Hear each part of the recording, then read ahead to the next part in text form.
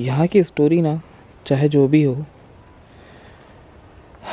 ये सच है कि लेट 90s में ये जो बिल्डिंग है, ये पूरा प्रीमाइसेस जो है पूरी तरह से अबॉन्डेड हो गया था। इस फिगर को तो हम सब बहुत अच्छे से पहचानते हैं। A circle of life, what's made in the dark gets out in the light.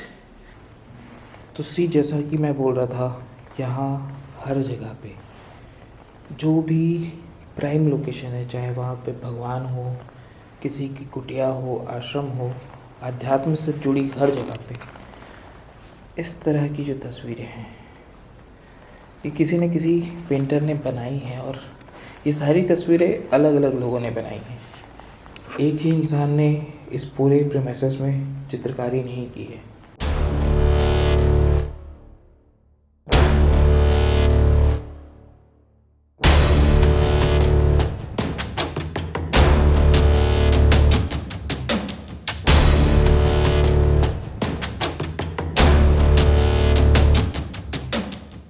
मैं पहुंच चुका हूं महर्षि महेश योगी के इस 84 कुटिया आश्रम में, जिसे 84 कुटिया आश्रम भी कहा जाता है, 84 कुटिया आश्रम कहा जाता है। और इसका एक नाम द बीटल्स आश्रम भी है।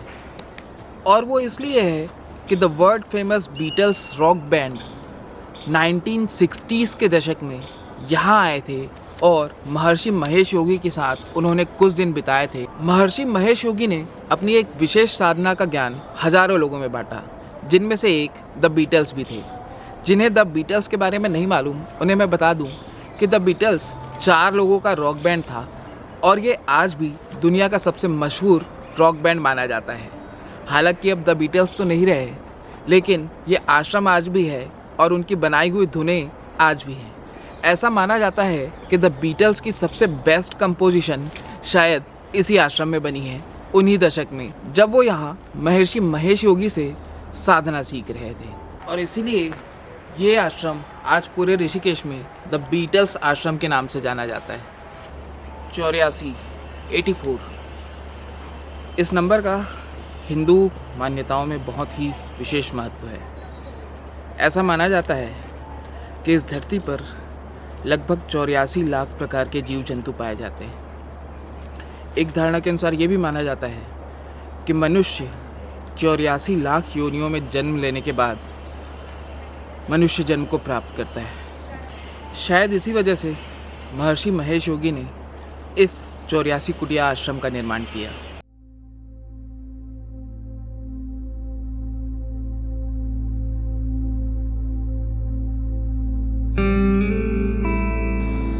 साठ साल से भी पुराने इस आश्रम की इन जर्जर इमारतों में बने हुए इस ग्रेफिटी आर्ट के साथ आइए 84 कुटिया आश्रम के इस टूर को स्टार्ट करते हैं। सबसे पहले चलते हैं मेडिटेशन केव्स में। और यही वो जगह भी है जहाँ पे मैंने कुछ बहुत ही अजीब सा एक्सपीरियंस किया। और मैं अभी तक इस कंक्लूज़न पे नहीं पहुँच पा रहा हूँ कि मैं उसे हॉन्टेड कहूँ या ना कहूँ, क्योंकि जो मेरी आंखें देख रही हैं वो मेरा मन मानना नहीं चाह रहा है, और जो मेरा मन मान रहा है मेरी आंखें उसे देख नहीं पा रही हैं।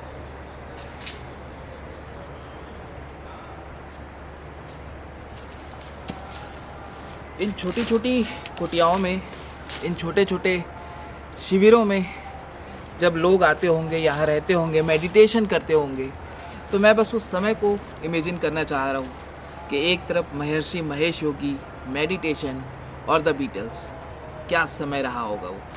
इस फ्रेम में आप जो राइट साइड में सबसे पहले वाली कुटिया देख रहे हैं वो है कुटिया नंबर 14। इसे अच्छे से देख लीजिए, क्यों, ये मैं आपको आगे बताऊंगा। जब मैं इस आश्रम के प्रीमाइसेस में घूम रहा था तो मुझे भी नहीं पता था कि मैं यहाँ से क्या एक्सपीरियंस अपने साथ लेकर जाने वाला हूँ।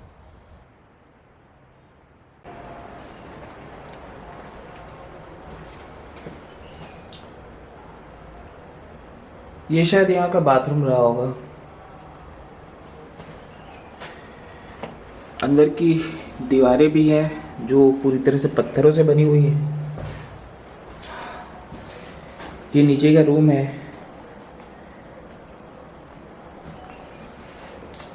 इधर एक अलमीरा है आपके जो भी कपड़े या सामान वगैरह रखने के लिए। और यहाँ से गई हुई है सीढ़ियाँ ऊपर की ओर। वैसे तो मैं ऊपर चढ़ता, लेकिन ये आश्रम अब पूरी तरह से खंडहर में तब्दील हो चुका है, तो टूटने का रिस्क है और मैं नहीं चाहता कि इस खूबसूरत सी ऐतिहासिक धरोहर को किसी प्रकार की कोई क्षति पहुंचे। इन सारी कुटियाओं पे नंबरिंग हो रखी है और टोटल ये 84 केव्स हैं। केव्स कहिए, कुटिया कहिए, कुटीर कहिए। ये देखिए, ये है नंबर 21। सारी कुटिया एक जैसी बनी हुई हैं और हर एक कुटिया पे उसका नंबर लिखा हुआ है। ऊपर शायद बैठ कर के योग करते होंगे और नीचे रहते होंगे। ये पता नहीं क्या है, देखने में एक शिवलिंग जैसा भी लग रहा है, बट मुझे लगता है कि शायद किसी जड़ी बूटी को कूटने के लिए इसका उपयोग किया जाता रहा होगा।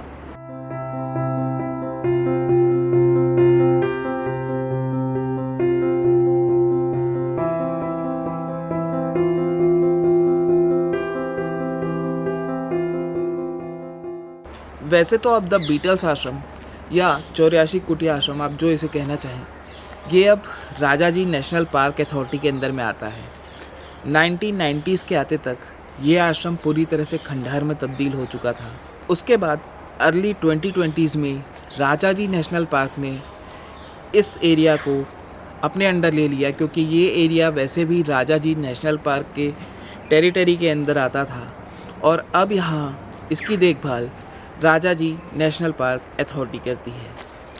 यहाँ आने के लिए आपको एक छोटा सा शुल्क भी पे करना होगा, जिसके जो प्राइजेज़ हैं वो आपको यहीं बाहर एक टिकट काउंटर है, वहाँ पता चल जाएंगे। इंडियंस और फॉरेनर्स के लिए अलग अलग प्राइजेज़ हैं।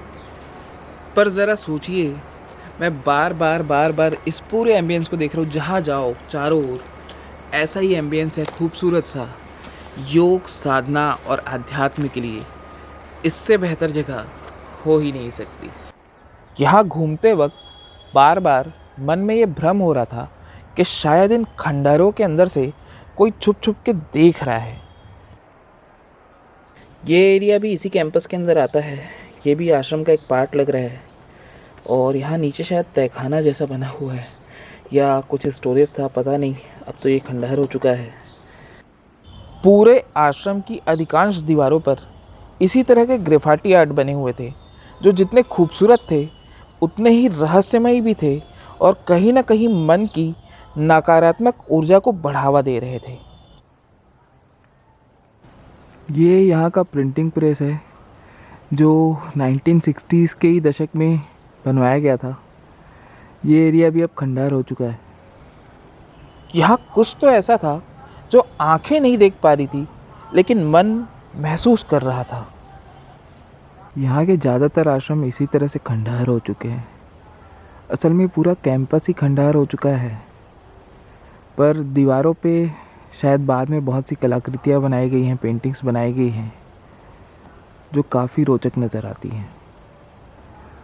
और ये है वो मुख्य आश्रम जहाँ अंदर बहुत खूबसूरत पेंटिंग्स बनी हुई हैं। और आपने आज तक 84 कुटिया की जो भी वीडियोस यूट्यूब पे देखी होंगी, उनमें से अधिकांश यहीं पे शूट की गई है। आइए अंदर चलते हैं। तो ये इस बिल्डिंग का वेद भवन है। ये 1976 में बनवाया गया था। See this, the Beatles.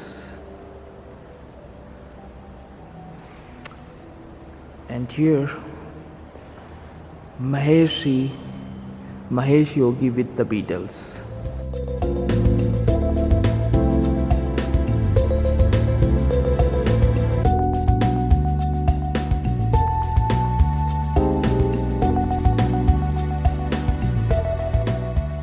अगर मैं गलत नहीं हूँ तो ये जो है दीमक की बाम्बी है और ये एक चट्टान के टुकड़े जितना बड़ा दिख रहा है।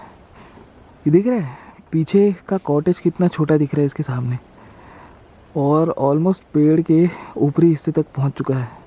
इसलिए ये भवन जो है ना असुरक्षित है। देखो पूरी धसक चुकी है, सीढ़ियाँ से लेके कमरे से लेके फ्लोर तक हर कुछ। यहाँ की स्टोरी ना चाहे जो भी हो, ये सच है कि लेट 90s में ये जो बिल्डिंग है ये पूरा प्रीमाइसेस जो है पूरी तरह से अबॉन्डेड हो गया था, जर्जर भी हो गया था और खाली भी हो गया था। एक ऐसा आश्रम जहाँ पे उस दौर के सबसे प्रसिद्ध बैंड द बीटल्स आए हुए थे। एक ऐसा आश्रम जहाँ महर्षि महेश योगी अपनी एक विशेष साधना का ज्ञान हजारों लोगों में बांटते थे। उनके हजारों शिष्य यहाँ आते थे। और अगर इस पूरे आश्रम की बनावट को देखा जाए तो उस दौर के हिसाब से काफ़ी आधुनिक था, काफ़ी उच्च तकनीक का था। शुरुआत में वो 84 कुटिया देखी, 84 केव्स देखी, और इस तरफ जो है ना, देखो प्रिंटिंग प्रेस, मेडिटेशन हॉल और अलग अलग प्रकार की बहुत सारी ऐसी बिल्डिंग्स है जिसमें कई रिहायशी भी हैं। अचानक से इसका अबॉन्डेड हो जाना मुझे थोड़ा सा अजीब लग रहा है। यहाँ पे जो इन दीवारों पे इस तरह से जो भी कलाकृतियाँ बनाई गई है, पेंटिंग्स बनाई गई हैं, हालांकि वो सब बहुत बाद में बनाई गई है, इसमें कोई दो राय नहीं है। मैं नहीं कहता कि ये 1960s की बनी हुई है, लेकिन क्या होता है ना कि जिस जगह में जैसी वाइब्स होती हैं वहाँ आकर के जो कलाकार होता है उसका दिमाग भी वही खोजता है। और ये है महर्षि ध्यान विद्यापीठ। यहाँ पे प्रॉपर एक विद्यापीठ भी है। यहाँ पे भी पेंटिंग्स बनी हुई है। Take a deep breath, okay, that I am already doing. Life to the life. Om Shanti, all need love, that is fine. अब मैं जो बात कर रहा था ना, सीरियस जो लिखा हुआ है, जो साधु की फ़ोटो है, वो सब तो ठीक है। नीचे का पोर्शन देखो, doesn't it look likes a demon, a demonic figure, and what is this? इस फिगर को तो हम सब बहुत अच्छे से पहचानते हैं। A circle of life. बहुत सारे धर्मों में इसे सर्कल ऑफ लाइफ कहा जाता है। What's made in the dark gets out in the light. जो अंधेरे में बनाया गया है वही उजाले में बाहर आता है। दूसरे शब्दों में कहूँ तो अंधेरे की औलाद दिन की रोशनी में बाहर निकल के आएगी। अभी आपको बताऊँ, मुझे ना पता नहीं क्यों ये डाउट हो रहा है कि जब अभी अर्ली 2020s में इस जगह को फिर से शुरू किया गया, प्रॉपर ये राजा जी नेशनल पार्क के अधिग्रहण में आ गई, तो इन बिल्डिंग्स में से कुछ पुरानी जो पेंटिंग्स बनी थी उन पे वाइट वॉश किया गया है और उसके बाद फिर से नई पेंटिंग बनाई गई है। अब इस पेंटिंग को ध्यान से देखो, जहाँ पे ये ओम बना हुआ है, पूरे दीवार की जो कलर है वो ब्लू है, एंड काफ़ी टाइम से, राइट। बट ये जो पर्टिकुलर एरिया है इस पे पहले वाइट कलर किया गया है, शायद इसे छीला गया है, वाइट कलर किया गया है, एंड देन उसके बाद इस पे ये ओम की पेंटिंग्स बनाई गई है। यहाँ पे बगल में एक हाथ के पंजे जैसा निशान नज़र आता है, और ऑलमोस्ट यहाँ तक ये पूरी जो भी पेंटिंग रही होगी ये नज़र आती है। इसके पहले पेंटिंग या जो भी इसमें लिखा होगा मुझे नहीं पता कि क्या था, उसकी हल्की हल्की छाप जो है ना, टू गेट दिस, इसमें नज़र आती है, हल्की हल्की छाप। जो भी था नहीं पता। Everything is fair in this crazy dimension, and here it is Om. Now look at this, the circle of life again. ये पूरा कॉरिडोर है इस बंगले का। यहाँ पे भी कुछ फिगर्स बने हुए हैं। द पंच तत्व, वन लाइफ, काफ़ी नोन फिगर है सभी के लिए।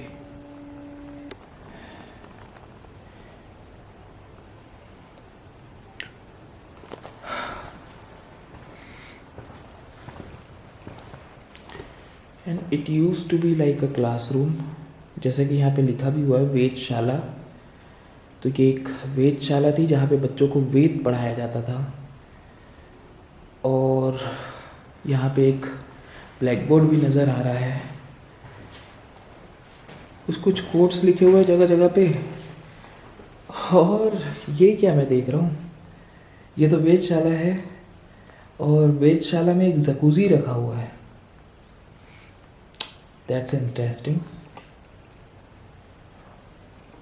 वेदशाला के अंदर जकूज़ी, इधर ब्लैक बोर्ड है, इधर जकूज़ी है बाथरूम में। Shocking yet interesting. तो अभी इस कमरे से बाहर निकलते हैं और बगल वाले कमरे में देखते हैं वहाँ क्या है। ये भी एक क्लासरूम ही नज़र आ रहा है। ओके, यहाँ की भी दीवारें उखड़ गई हैं। यहाँ ब्लैक बोर्ड है, ऊपर तो कुछ नहीं देखते। यहाँ भी जकूज़ी रखा है क्या बाथरूम में? माय यहाँ के बाथरूम में भी जकूज़ी है। Look at this.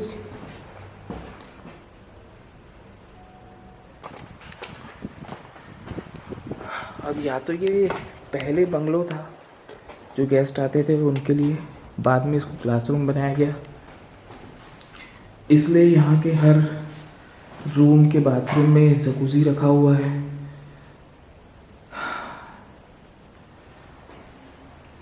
ये एक पॉसिबिलिटी हो सकती है। सी, ये यहाँ का बाथरूम है और इस पे देख रहे हैं साफ साफ, यहाँ पे देखो कि ये पोर्शन से जकूज़ी या तो टूटा है या उखाड़ा गया है।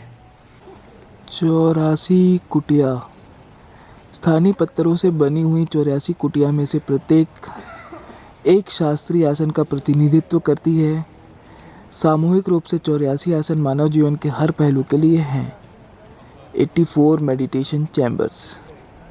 अब यहाँ से आगे मैं जो जो देखने वाला हूँ और आपको इस वीडियो में और आने वाले वीडियोस में दिखाने वाला हूँ, आप भी बिलीव नहीं कर पाएंगे, क्योंकि मैं खुद बिलीव नहीं कर पा रहा था जब मैं यहाँ पे घूम रहा था।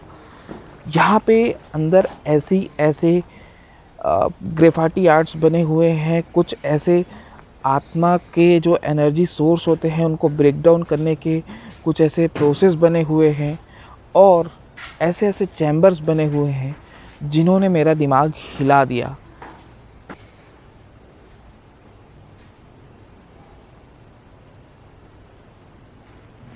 तो सी, जैसा कि मैं बोल रहा था, यहाँ हर जगह पे जो भी प्राइम लोकेशन है, चाहे वहाँ पे भगवान हो, किसी की कुटिया हो, आश्रम हो, अध्यात्म से जुड़ी हर जगह पे इस तरह की जो तस्वीरें हैं, ये किसी न किसी पेंटर ने बनाई हैं। और ये सारी तस्वीरें अलग अलग लोगों ने बनाई हैं।